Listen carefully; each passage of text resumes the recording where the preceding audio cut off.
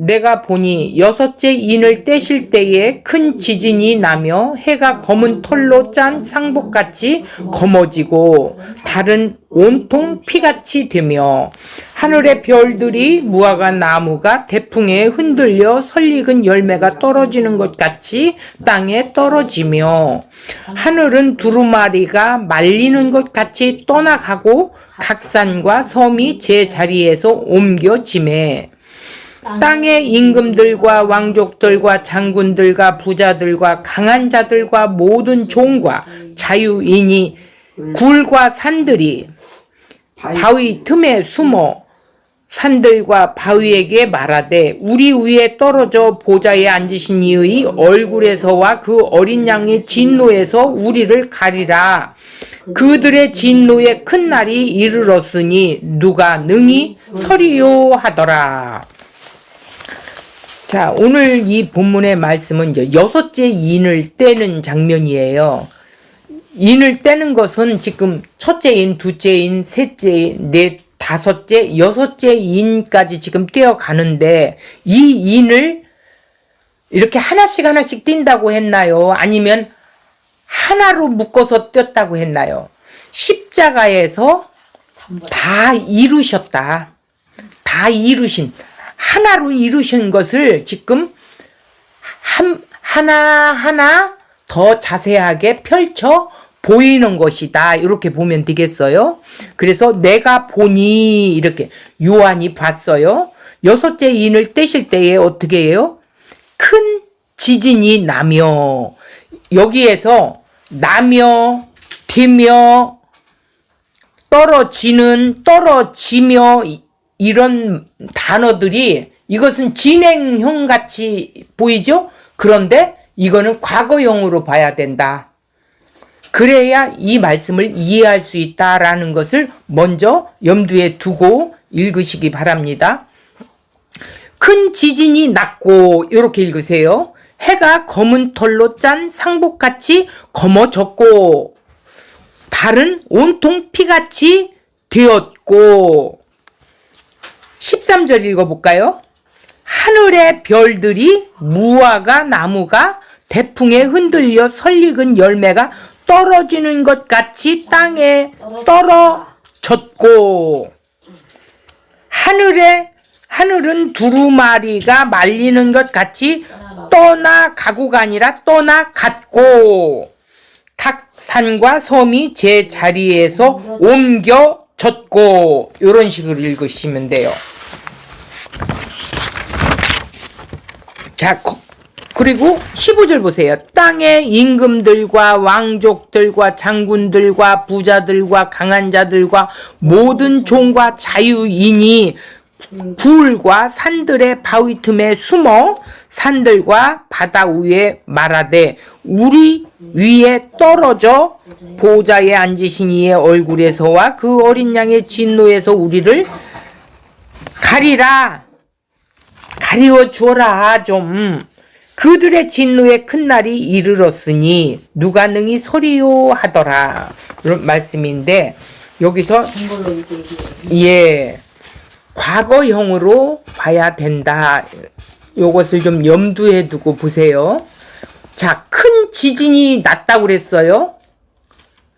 큰 지진이 났다는 건 대자연의 현상, 하나님의 창조하신 것을 흔들어 심판하시는 맹렬한 진노의 상징이라는 거예요. 그리고 검은 털로 짠 상복같이 검어졌고, 검다라는 건 뭐예요? 우리가 첫째 인을 떼서 보여줄 때도 그 검은 말을 뭐 이런 말이 있었지요. 검은색 이런 것은 살육, 공포 뭐 이런 것들을 상징하는 것으로 생각하면 돼요. 자, 여기서 보면 검어졌고 달은 온통 피같이 되어 이렇게 돼 있어요. 또 13절 같이 연결해 읽어야 돼요. 하늘의 별들과 무화과 나무가 대풍에 흔들려 강풍에 흔들려 설익은 열매들이 익기도 전에 떨어졌다라는 거예요. 떨어져 버렸어요. 자, 여기서 해, 달, 별이 나오지요. 13절까지. 이것은 심판의 현상을 보여주고 있는 장면이라는 거예요. 그러니까 우리는 구약을 좀 비추어서 봐야 되지만 이제 조금 있다가 원고를 보면 더 자세히 알 수 있어요.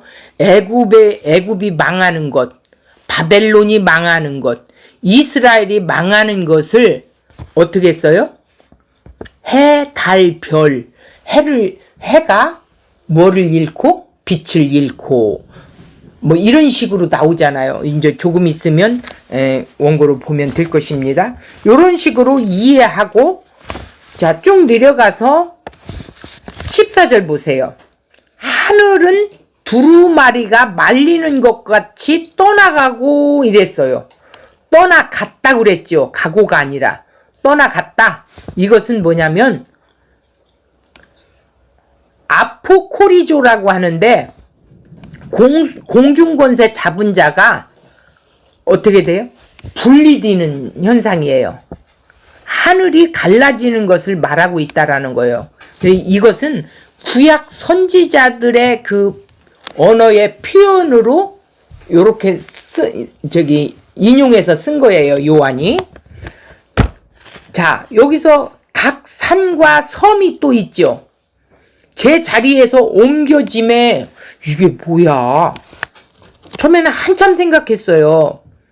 그런데 산과 섬이라는 것은 권세, 힘 이런 것들을 상징하는 세상적인 권세, 힘 이걸 상징하는 거예요. 근데 이 엄청난 산과 섬이 제자리에서 옮겨질 수가 있어요? 없잖아, 우리가 볼 때는. 그런데 옮겨졌고 이렇게 나오는 거예요. 이것은 이제 간단하게 말한다면 오늘날 이방인과 유대인과 구분이 없는, 구약에는 이스라엘만 택한 선민이었지요. 이방인은 뭐예요? 개로 여겼단 말이에요. 그런데 예수가 이 땅에 오셔서 십자가로 이루어 놓고 나니까 이제 어떻게 해요? 이방인과 유대인이 구분이 없이 복음안에 있는 모든 자는 유대인이고 아브라함의 후손이라고 이렇게 말하고 있다라는 거예요. 요 정도로만 생각하시고, 자, 원고로 들어가서 더 자세히 한번 우리 살펴봅시다.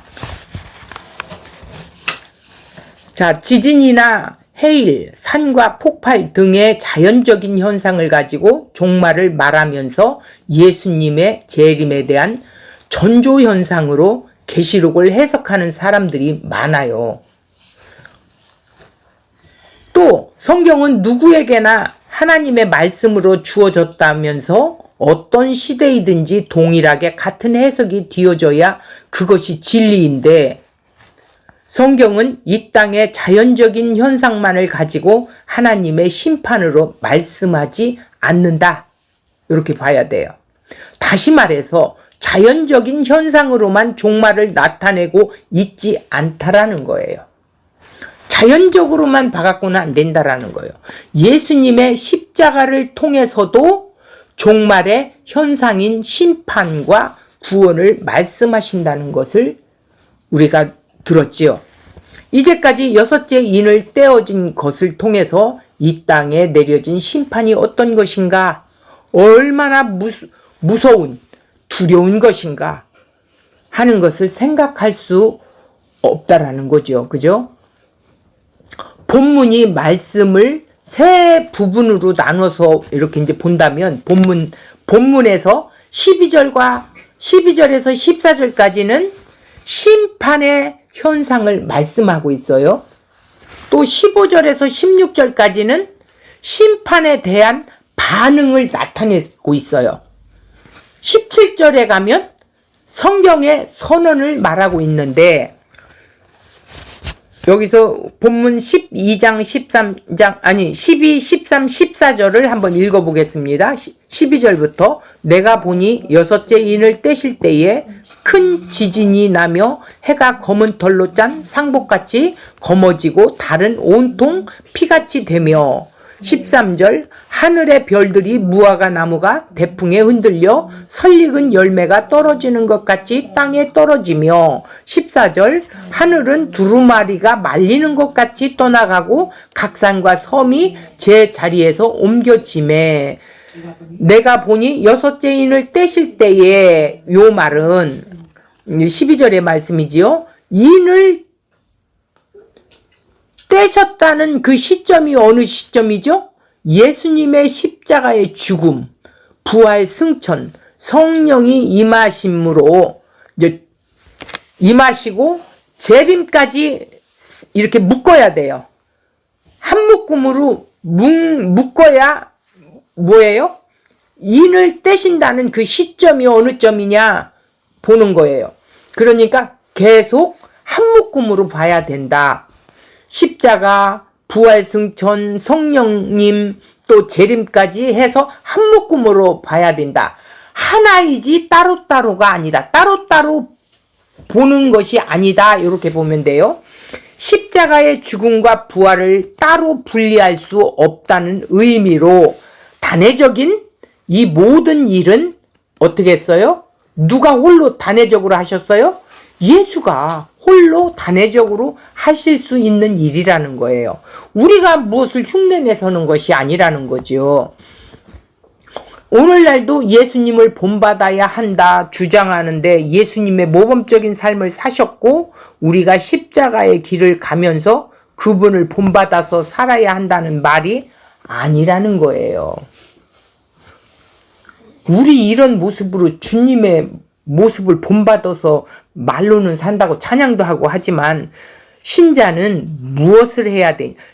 신자는 십자가에 죽을 때에 나도 예수님과 함께 십자가에서 죽었다 이렇게 봐야 되고 그분이 살아날 때 나도 함께 살아났다.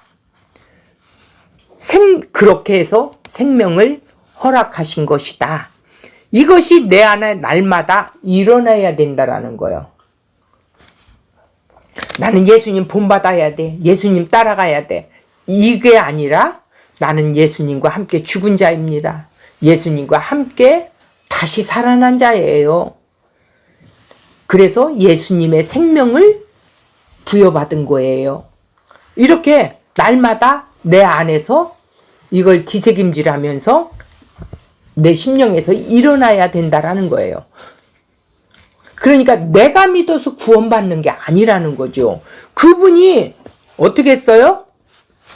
함께 연합되어 살아난 거예요. 그 언약의 죽음이 나누어진 자에게 뭐가 돼요? 부활의 생명도 나누어진다는 것이에요. 이것이 복음이에요. 그러니까 나 혼자 구원시켰어가 아니라 예수와 함께 구원시켰어. 그렇다면 여섯째 인을 열어 보여주신 이 땅의 심판은 무엇을 의미하는가? 셋째 인이 열렸을 때도 검은 말을 탄 자가 저울을 가진 것으로 먹을 것이 없는 심판의 내용이 드러났는데 그것이 단순히 경제적인 문제가 아니었죠요. 뭐였어요? 말씀이 없는 기근이라고 했어요. 그리고 둘째 인과 또 넷째 인까지 개봉하신 것에서도 드러난 심판은 단순히 우리의 목숨이 끊어지는 것이 아니라 뭐예요? 말씀이 없어 죽은 영적인 죽음의 상태를 보여준 것이다. 이렇게 돼 있었지요. 여섯째 인에서도 이 땅의 심판의 모습이 단순히 자연적인 현상이 어떻게 된 것이 아니라 예수님이 이 땅에 오셔서 십자가를 통해 자신의 백성을 구원하여 함께 사는 것과 또 이 세상은 어떤 심판의 모습인가를 드러내 보여주시는 것이라는 거예요. 자, 12절에 보니까 큰 지진이 나며 이랬어요. 상복같이 검어지고 피같이 되며 이렇게 했는데 조금 전에 말씀했지요. 이거는 과거 동사로 이루어진 거다. 큰 지진이 났고 이렇게 보여야 된다겠죠. 또 상복같이 검어졌고 피같이 되었으며 땅에 떨어지며를 떨어졌으며 떠나가고를 분리되었고 옮겨짐에 이것이 옮겨졌음에 과거형으로 표현했다라는 거예요. 그러니까 성경을 번역할 때 좀 이렇게 한 것이죠. 즉 요한 사도가 미래에 일어날 일들을 예견하여 쓴 것이 절대 아닙니다. 하나님의 심판이 이미 이 땅에 드러나 확정된 것으로 나타내어진 거예요.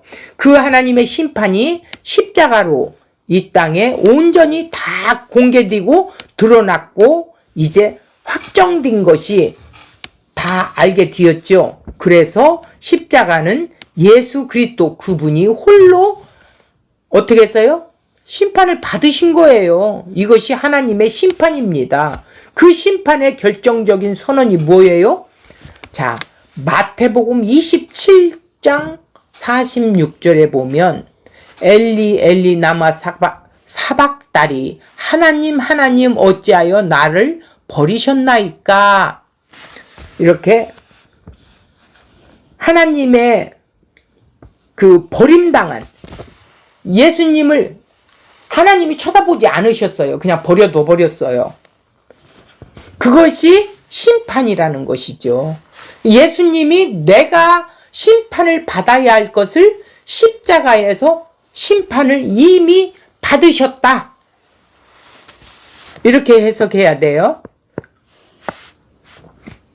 그래서 십자가로 구약의 모든 여호와 날에 대한 의미가 그리스도 안에서 십자가로 다 드러나고 공개된 사건이다.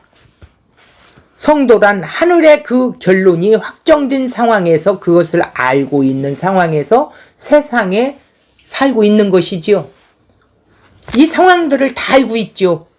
왜? 성령이 오셔서 가르쳐 주셨기 때문에 말씀도.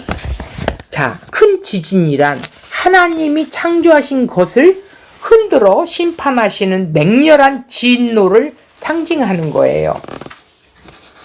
자, 해가 검은 털로 짠 상복같이 검어졌고 이것은 검다는 것에 대한 극적인 표현으로 출애굽 때 흑암의 재앙 출애굽기 10장 22절에 보면 나와요. 그렇게 같은 어둠의 심판을 표현하는 거예요. 이사야서의 50장 3절에도 나옵니다. 달은 온통 피같이 되며 첫째인에서 보여주신 것처럼 엄청난 사륙의 공포에 대한 상징을 말하고 있어요. 하늘의 별들이 땅에 떨어지며 하늘은 제 자리에서 옮겨졌다고 그랬죠?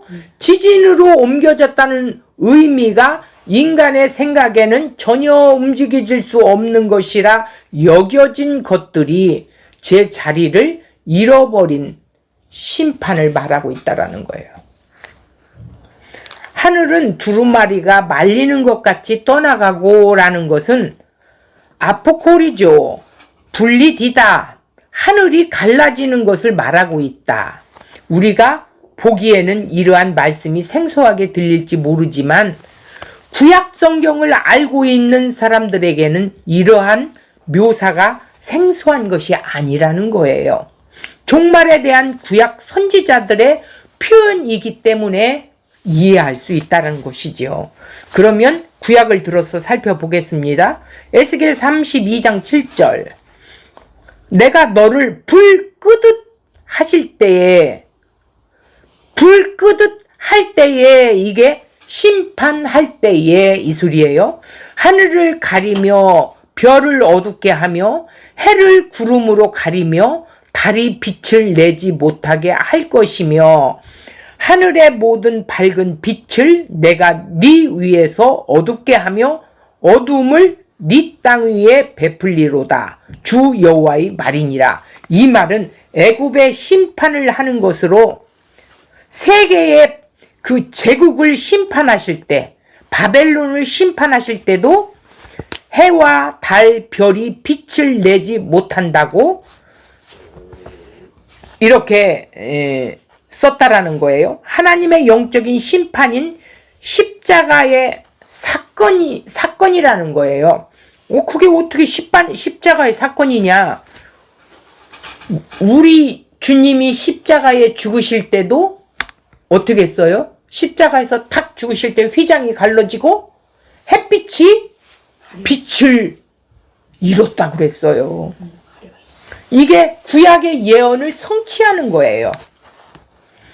자, 여기에서 베드로 후서 신약성경에서 재림을 이야기하는 걸 보겠습니다. 3장 12절 하나님의 날이 임하기를 바라보고 간절히 사모하라. 그날에 하늘에 불에 타서 풀어지고 물질이 뜨거운 불에 녹아지려니와. 이 말씀은 구약 선지자들이 말한 여호와의 크고 두려운 날, 종말 여호와의 날, 십자가 산과 재림의 산, 이 두 개가 있는데 요걸 잘 들어주세요. 옆에서 보면 두 산이 하나로 보이는 것 같을 수 있지요. 이렇게 산이 나란히 있으면 옆에서 보면 산이 하나같이 보여요. 근데 즉 역사적으로 보면 두 산이 십자가의 초림산과 재림의 산이 보이게 된다라는 거예요. 역사적으로 보면. 그러니까 시간적으로 보면 그렇다는 거죠.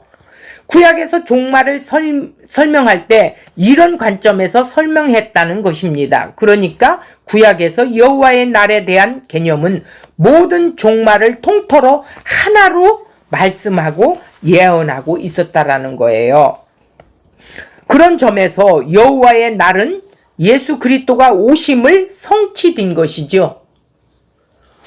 여호와의 날이 언제냐면 예수님이 초림해서 오시는 날, 십자가에서 사건이 일어난.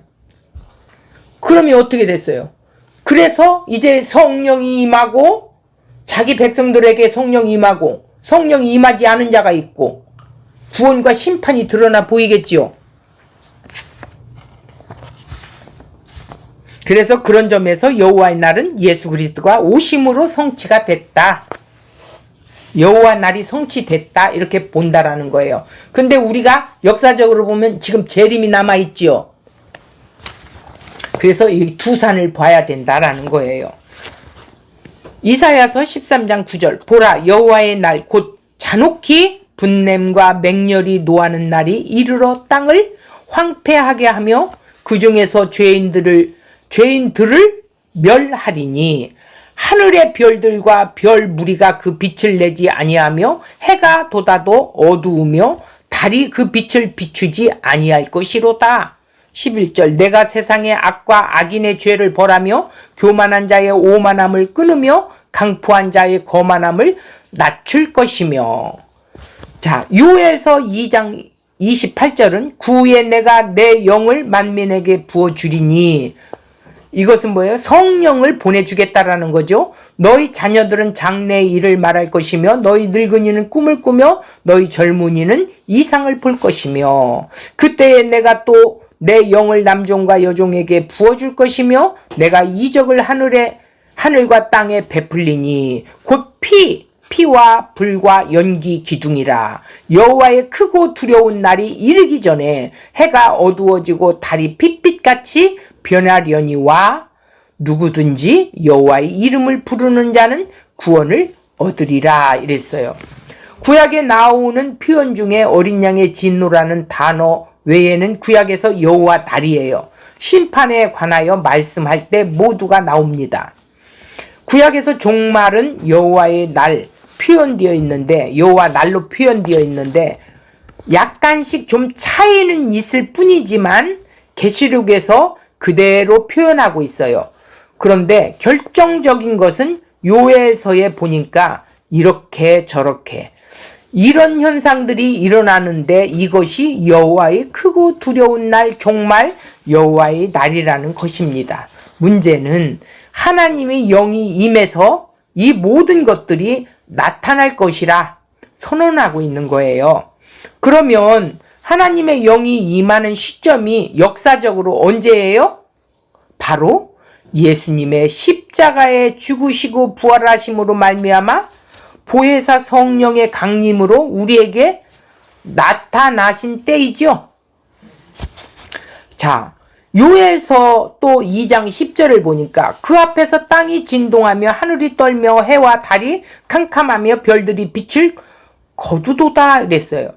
여호와의 날에 대한 말씀인데 세상을 심판하는 날이 여호와의 날이지만 여호와께서 강림하시는 날도 여호와의 날이라는 거예요. 여호와의 날에 이스라엘 백성들은 구원을 받는 날로 생각하지만 오히려 선지자들은 뭐라고 했어요? 심판의 날이 든다고 말씀하고 있어요. 그러면 여호와의 날에 해와 달과 별들조차 빛을 잃게 만들어 버리며 땅을 흔들어 버린다는 내용이 무엇인가? 이것은 여호와 하나님의 심판한 날, 여호와의 큰 날이라고 했어요.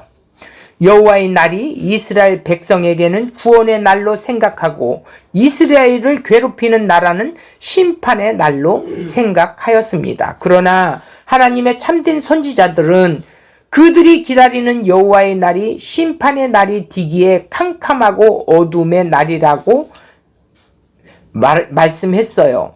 이런 여호와의 날이 언제입니까? 누가복음 23장 44절 보니까 때가 제6시쯤 되어 해가 빛을 잃고 온 땅이 어두움이 임하여 제9시까지 계속하여 45절 성소의 휘장이 한가운데 찢어지더라. 요 말씀 조금 전에 말씀드렸지만 예수님께서 십자가에 달려 계실 때 정오서부터 오후 3시까지 해가 빛을 잃었어요. 해가 떴지만 빛이 일어나지가 않았단 말이에요. 그리고 성소의 휘장이 찢어졌어요. 지진이 함께 일어났다는 거예요. 그런데 구약에서 여호와의 날, 큰 날을 관한 내용이 십자가의 사건을 기록하는 복음서에서는 다 다루지 않고 있어요. 왜 그래요? 그 이유는 성령이 임한 사도들이 입으로 증거하기 때문이죠. 그래서 사도행전 2장 19절 또 내가 위로 하늘에서는 기사를 아래로 땅에서는 징조를 베풀리니 곧 피와 불과 연기로다. 주의 크고 영화로운 날이 이르기 전에 해가 변하여 어두워지고 달이 변하여 피가 되리라. 21절 누구든지 주의 이름을 부르는 자는 구원을 받으리라 하였느니라. 구약의 요엘서 2장이 여호와의 크고 두려운 날에 관한 내용을 베드로 사도가 이렇게 전했다라는 거예요. 요엘서 2장 내용이 십자가로 성취되었다는 것을 전제하고 복음을 전하고 있는 것이었지요. 베드로가 피와 불과 연기 징조 해가 변하여 어두워지고 달이 변하여 피가 되리라고 이렇게 했어요. 누가복음에서 찾아본 대로 누가복음에서는 십자가 사건 때 하늘이 어두워지고 지진이 있었지만 다른 징조는 가시적으로 나타나지 않았습니다. 그런데도 베드로 사도는 이미 다 일어난 일로 봤지요. 그리고 이어서 다윗이 말한 부활에 대하여 또 증언도 하였어요. 너희가 십자가에 못 박아 죽인 예수를 하나님이 살리고 주와 그리스도가 되게 하셨느니라 이렇게 했어요. 이렇게 전하고 나니까 회개들을 하기 시작했어요. 예수 믿는 자들이 나오기 시작합니다. 베드로가 요엘서 2장 그 십자가로 성취가 되었다고 이렇게 전했어요. 요엘서를 인용을 해서 요엘서 2장을 가지고 전했더니 어떻게? 성령이 그들에게 임해서 예수 믿는 사람들이 막 일어나기 시작한 거예요. 이때 복음을 들은 자들이 유대인들로 이들은 다 여호와의 큰 날, 곧 메시아의 날을 기다리는 자들이었는데 이들에게 요엘서 2장의 말씀이 성취되었다고 전하는데 마음에 찔려 어찌할꼬 이렇게 했다라는 거예요. 이때 베드로 사도가 회개하고 주 예수를 믿으라고 하자 회개하고 믿는 자들이 많이 나타났다고 했어요. 그러니까 신약의 사도들은 구약의 말씀을 가지고 증거를 했다라는 것이죠.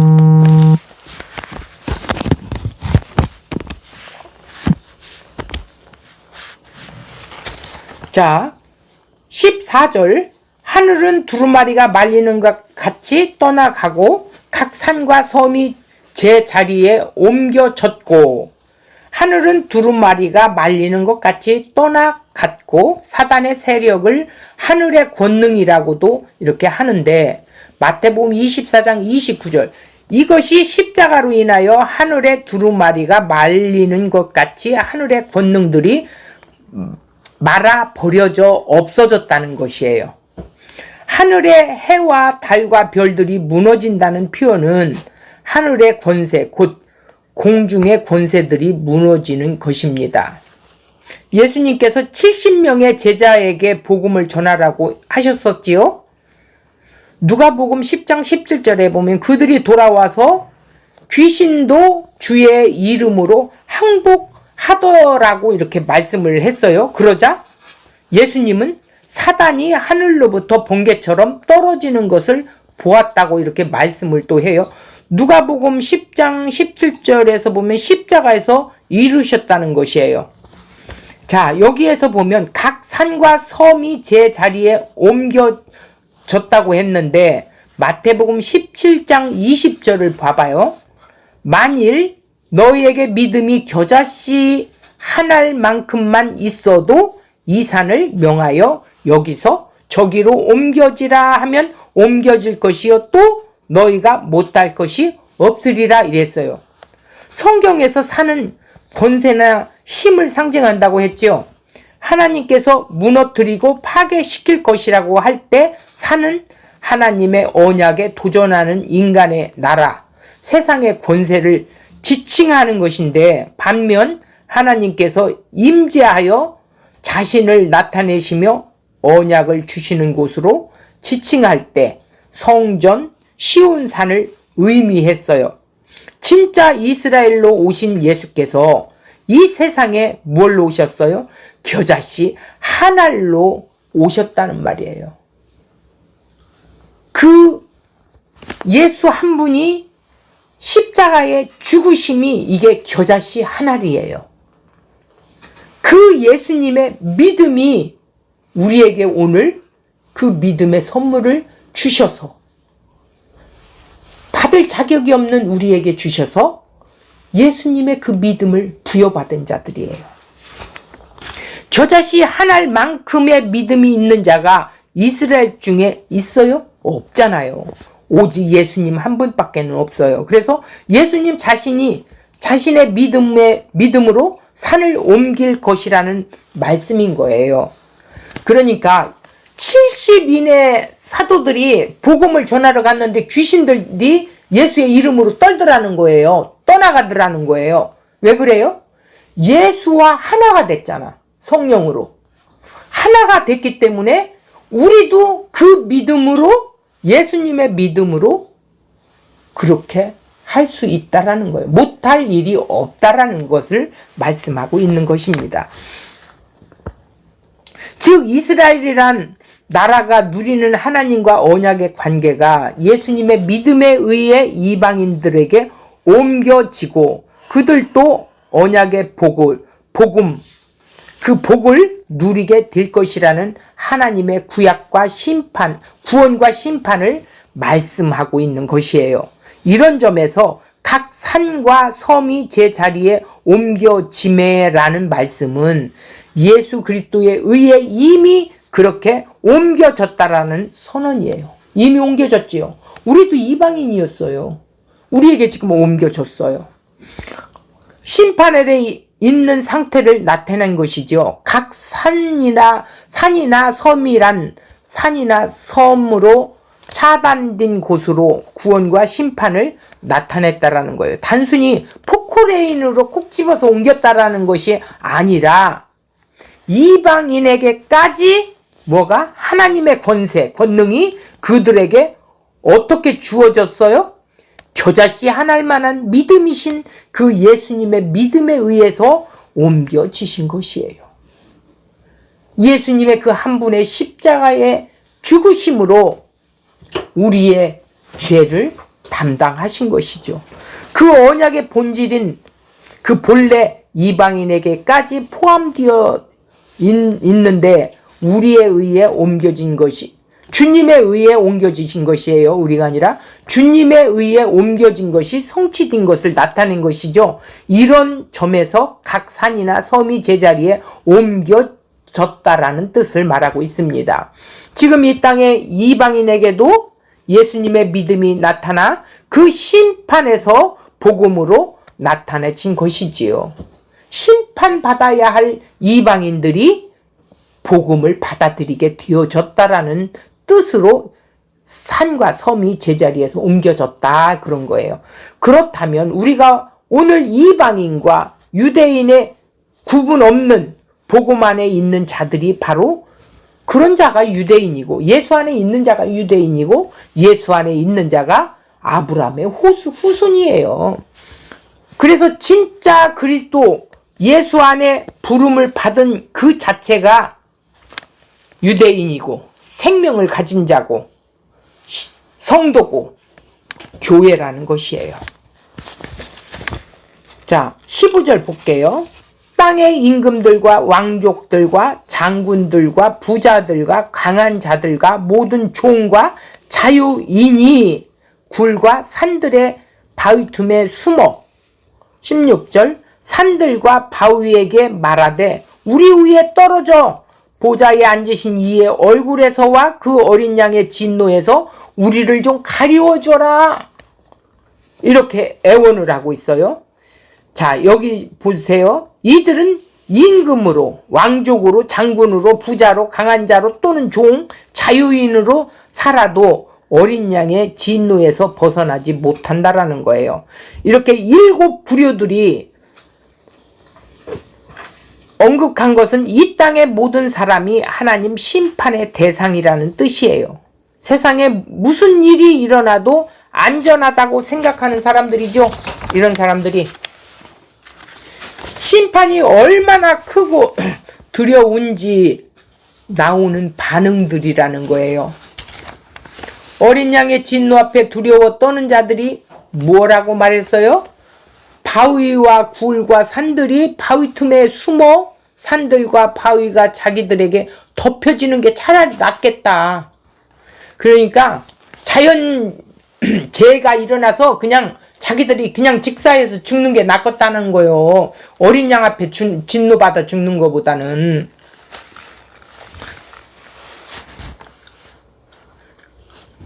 산사태가 나면 피하는 것이 본능적인데, 그러나 오늘 본문에서는 산과 바위를 향하여 호소를 하고 있는 거예요. 산과 바위 틈에서 산과 바위에 말하는 거예요. 산아, 바위야, 내 말 좀 들어봐. 이러면서 우리 위에 떨어져 나를 덮치라 부르짖는 거예요. 차라리 산에 매몰되어 세상의 권세에 죽임을 당하는 것이 훨씬 낫지 않겠나, 이렇게 생각들을 하는 거예요. 그렇게 말하는 이유는 뭐예요? 보좌에 앉으신 이의 얼굴과 어린 양의 진노가 너무도 두렵기 때문이었다라는 거예요. 이런 심판에 너무 크고 두려워서 나오는 심판을 받는 자들의 반응인 거예요. 산과 바위가 무너지는 것보다 더 두렵고 무서운 것이 어린 양의 진노라는 것이죠. 그것이 곧 지옥 형벌이라는 것입니다. 이 심판이 언제 일어납니까? 십자가로 일어난 것이에요, 이미. 그리고 최후의 심판 때도 일어날 일이죠. 누구든지 십자가로 심판과 구원을 받았어요. 이 원리가 재림 때까지 가고 있죠. 우리가 어린 양의 진노를 알면 세상의 영광에 쓸데없는 것에 우리가 합류하지 않고 세상의 영광에 우리는 그것을 받아들이지 않고 오히려 쓰레기로 여기죠. 바울이 그렇게 여긴 것처럼. 자, 17절. 그들의 진노의 큰 날이 이르렀으니 누가 능히 서리요 하더라. 그러니까 이 진노의 큰 날에 쓸 자는 누굴까요? 하나님의 궁율, 자비, 은혜를 입은 자가 쓸 수 있어요. 이 세상에서 주와 함께 살지 않는 사람은 어느 누구도 어린 양의 진노 앞에 피할 수가 없습니다. 창세기에서 선악의 나무를 취한 죄인이 하나님 앞에 설 수 없다는 진노의 심판 아래 있는 것을 계시록에서 묘사를 하고 있어요. 자신이 율법적인 행위로 살았던 것이 바로 동산 중앙에 숨었던 자신의 모습이라고 말하고 있습니다. 자, 창세기 3장 8절을 보면 선악의 나무를 취한 인간은 동산나무 사이에 숨었습니다 이랬는데, 사이에 숨은 게 아니라 중앙에 숨었다라는 거예요. 사이가 아니라는 거예요. 그거를 염두에 두세요. 잘못된 번역이라는 거예요. 사실은 동산나무 중앙에 숨었다는 뜻입니다. 그 중앙의 자리에 있었다는 말이죠. 잘못된 나무를 취함으로 그 나무와 하나가 되어버린 거지요. 내가 하나님이 되어서 내 율법의 기준으로 자신의 선악 기준을 가지고 나한테 잘해주는 것은 선이고 나한테 나쁘게 하는 것은 뭐예요? 악이고, 이런 식으로 하는 거예요. 선악을 분별하는 것이죠. 그래서 그 자리에, 그러니까 하나님 앞에 설 수 있는 자가 아무도 없어요. 왜 그래요? 내가 하나님이 돼서 살고 있으니까. 중앙에 서 있는 것은 내가 하나님이라는 거예요. 그 중앙에 자신을 두고 있다는 것이죠. 자기 자신을 기준으로 선악을 판단하는, 뭐예요? 죄와 심판을 말하는 율법의 나무와 하나 되어 찾아오신, 그러니까 심판 아래 있는 죄인을 찾아오신 그 하나님이 찾아오셔야만 만날 수가 있지, 그렇지 않으면 만날 수가 없다라는 거예요. 예수 그리스도의 십자가에 아무 상관없는 그 종교 행위 속에서 그 동산 중앙에 있는 이 죄인을, 죄와 사망 가운데 있는 이 자기가 주인으로 살고 있는 이 죄인을 빼내어서 건져내신 분이 누구예요? 바로 예수 그리스도이시라는 거예요. 예수 그리스도가 십자가의 은혜로 거기에서 빼낸 것이죠. 그 중앙에서 끄집어내온 거예요. 이게 하나님의 택한 백성이라는 거예요. 자, 여기서 예를 들어서 봅시다. 바울이 스데반을 죽이는 일에 동참했었죠. 동조하였고 바리새인 중에 정말 바리새인이었어요. 그런데 그가 하나님의 영광을 돌린다고 자기가 착각하는 거죠. 예수를 믿는 자들을 박해하고 잡아 죽이려고 했던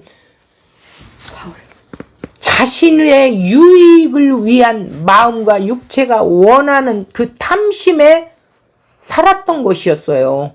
누가? 바울이.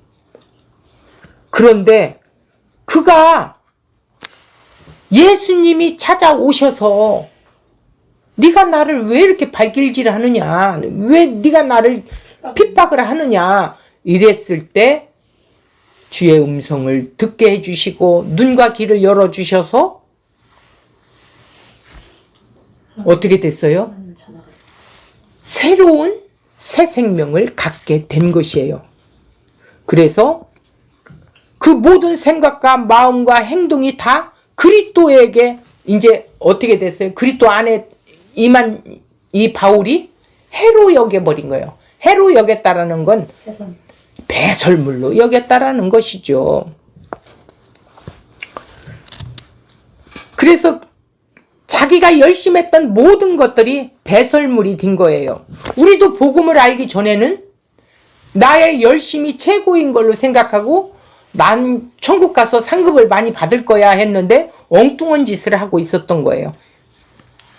복음을 바르게 깨닫게 해주시고 주님이 바르게 이해시켜 주시고 알게 해주시고 믿어지게 해주시고 나니까 이미 복을 받은 자구나. 구원의 복을 받은 자구나. 그걸 알게 된 것이죠. 그래서 오늘 우리는 그 십자가 자리에서 보니까 세상의 모든 것이 다 배설물로 여길 수밖에 없지요. 그래서 누구도 자기 행위로는 하나님 앞에 설 사람이 없다라는 거예요. 그 어린 양의 진노에 피할 수 없게 된다라는 것입니다. 빌립보서 3장 7절을 보면 그러나 무엇이든지 내가 유익하던 것을 내가 그리스도를 위하여 다 해로 여길 뿐더러 또한 모든 것을 해로 여김은 내 주 그리스도 예수 아는 지식이 가장 고상하기 때문이라. 내가 그를 위하여 모든 것을 잃어버리고 배설물로 여김은 그리스도를 얻고, 그리스도를 얻기 위해서 다 배설물로 버렸다는 거예요. 우리도 이 배설물로 여긴다고 말은 하고 하는데 아직도 버리지 못한 게 많아. 그래서 말씀이 계속해서 우리를 지금 작업해 내가고 계시고 있는 것이지요. 우리의 율법적 행위로 하나님의 심판에서 벗어날 수 있는 것이 아니라는 것이었어요. 주님의 찾아오심으로 인한 은혜로 주님과 함께 사는 구원이 주어진 것이라는 것이죠. 자, 결론으로 보면 야고보서 사도는 야고보서 2장 13절에 보니까 궁율은 심판을 이기고 자랑하느니라 이랬어요. 하나님의 궁율은 심판을 이긴대요. 궁율이란 하나님이 불쌍히 여기심의 은혜가 궁율이라는 거예요. 하나님이 우리를 불쌍히 여겨주신 거예요. 그 은혜를 입은 거예요. 예수 그리스도께서 십자가에서 다 이루었다, 테텔레스타일이라고 선언하신 그 말씀 안에 있는 궁율, 불쌍히 여기심을 받은 은혜여야만이 한다라는 거예요. 그러므로 오늘 또 예수 그리스도의 몸된 교회고 성도는 십자가의 길에서 하나님의 궁유를 확인할 수밖에 없다는 것이죠.